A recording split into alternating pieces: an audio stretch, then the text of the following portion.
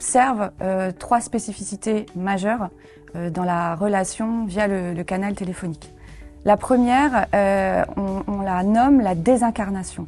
C'est-à-dire qu'à aucun moment, l'usager ne va voir, ne va pouvoir observer la personne avec qui il interagit, donc en l'occurrence l'agent au téléphone. Il n'a aucun indice en fait visuel ou physique. Et donc forcément, eh bien, c'est une des spécificités donc, du canal téléphonique et il ne peut que se faire une idée, une perception de l'échange qu'il va avoir avec cet agent.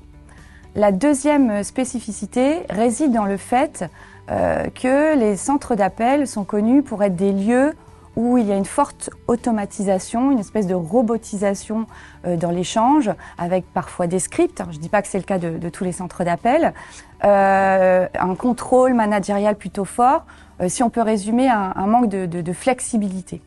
Et puis l'une des troisièmes spécificités, c'est le fait que l'usager va se fonder sur ses expériences précédentes ou ce qu'il a entendu des centres d'appel et ça va générer chez lui des attentes. Vous allez commencer à composer le numéro du centre d'appel. Voilà, est-ce que je vais appuyer sur la bonne touche? Est-ce que je vais attendre longtemps? Est-ce que l'interlocuteur que je vais avoir va pouvoir régler mon problème? Est-ce qu'il va me mettre en attente? Est-ce que je vais parler à un autre interlocuteur?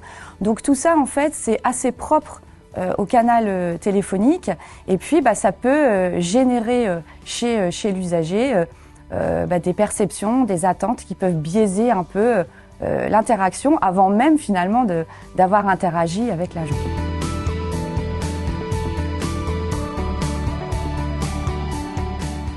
Quand on n'est pas en contact physique, l'usager généralement va s'en remettre à ses émotions. Et c'est là que l'interaction avec l'agent va jouer. Alors nous, on a fait des recherches plus particulièrement sur les émotions de colère, puisqu'évidemment on parle généralement des émotions négatives, comme le stress, la colère ou la frustration. Et nos recherches ont démontré qu'il y a des antécédents à ces émotions. Et on sait que les émotions, quand vous ressentez une émotion, ça va générer une attitude ou un comportement derrière. Et en l'occurrence, ici, les incivilités. Donc, c'est trois antécédents. Le premier antécédent, la perception d'un manque de contrôle. L'usager va se dire qu'il ne contrôle pas la situation. Par exemple, il ne peut que passer par ce canal-là, il n'y a pas de plan B. Donc, il est complètement dépendant soit du canal ou soit de la personne avec laquelle il interagit. Le deuxième antécédent, c'est la non-atteinte des objectifs. Par exemple, l'usager va être mis en attente. Il va pas pouvoir finalement régler le problème rapidement pour lequel il appelle. Et puis le troisième point, c'est le côté responsable. À partir du moment où quelqu'un ou bien quelque chose est responsable de la situation qui génère une incertitude, eh bien là, on va avoir une émotion de colère ou de frustration qui va générer des incivilités. Ça peut être, par exemple, du côté de l'agent. L'agent peut être incompétent, ne pas pouvoir répondre à la question. Il peut aussi utiliser un langage trop technique ou parfois même avoir un accent marqué qui fait qu'il y a une incompréhension entre l'agent et l'usager. Donc ça, c'est la responsabilité d'une personne humaine.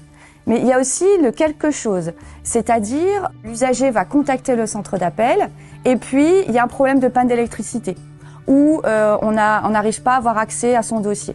Donc en fait, ces trois éléments que sont le manque de contrôle, la responsabilité par quelqu'un ou quelque chose et la non-atteinte des objectifs va générer chez l'usager de l'incertitude qui est décuplée par le fait qu'il n'y a pas de contact physique et donc finalement générer des émotions négatives et donc par ricochet des incivilités.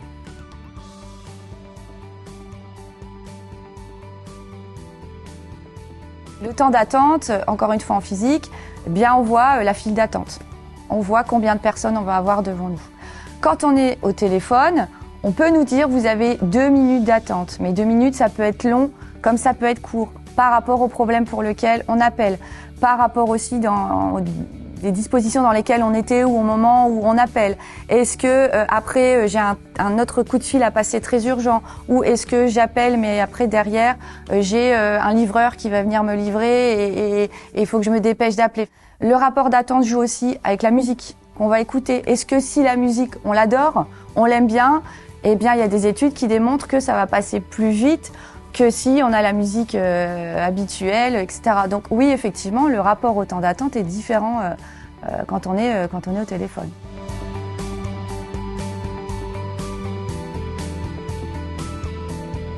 L'idée principale, c'est une meilleure formation en fait des agents pour essayer de comprendre le fonctionnement émotionnel, d'identifier les moments à partir desquels il va sentir que la colère va arriver et va se développer.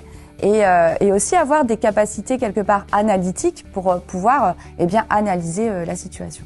Il y a plein d'écrits sur les émotions lors d'une interaction physique qu'on ne peut pas appliquer au téléphone. Ça va être l'écoute, ça va être l'empathie, ça va être le ton de la voix, ça va être la manière d'articuler, ça va être d'écouter vraiment l'usager par rapport à son problème.